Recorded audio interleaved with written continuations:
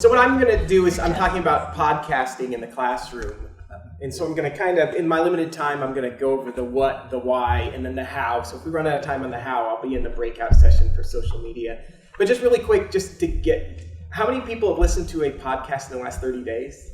So a good amount of people. So maybe I can sort of skip through the what. But generally, a podcast is some sort of digital media, either video media or audio. It tends to be a lot of the time a recording, and it's usually distributed in a digital way. A lot of times the benefit of a podcast is that it's very mobile. I try and tell students that they can not that they want to hear my voice while they're working out, but they can download the podcast to their phone and listen to it while they're walking, while they're cleaning the house or things like that. So it is this sort of digital recording that tends to be very mobile, maybe not so much in the video realm. So that's sort of what it is. And it tends to take two formats. Maybe some of you, the way that some of you have listened to, episodes like Radio Lab or This American Life, which tend to be very sort of well-produced, segments with music, almost like a TV show. And then some of the other podcasts I really like, and I think where I got my inspiration, were just these podcasts of people sitting around informally and talking. And it's that informal nature of, maybe getting off topic or joking around that appealed to me and thought that's what will appeal to students. And, with podcasts too, you can kind of get down these rabbit holes of whatever it is you're into. You like to knit, sweaters with kittens on them. There's probably a podcast out there about knitting kitten sweaters. And I don't say that I don't say that in a judgmental, mocking way at all. I listen to video game podcasts, so I'm not casting any stones.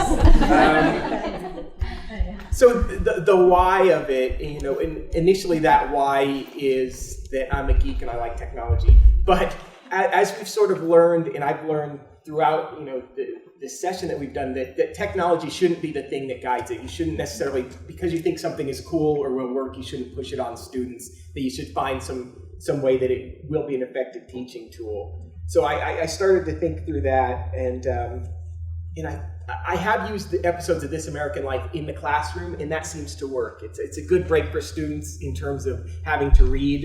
Instead of having to read every day, they can listen to an episode that is tied to something that we're doing.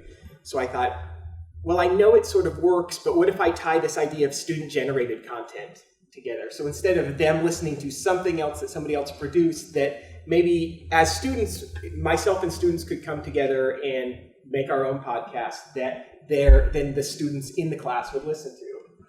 So that's really what was my inspirations. Again, sort of variety of student learnings, also getting that students to generate content. So what I do is I'm doing 3 podcasts this semester I'm sort of pilot testing it this semester in my law enforcement and media course. And what I did at the beginning, we're reading three books throughout the course, and I asked for volunteers early on, who wants to volunteer and talk about this book? And they sign up ahead of time, and there is some sort of benefit. They sort of tell you that the benefit is they don't have to write a paper on that book, which is, for them is they see the upside.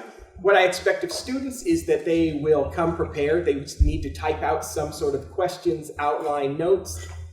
And what we do it during university hours. So again, it's being done sort of in their free time.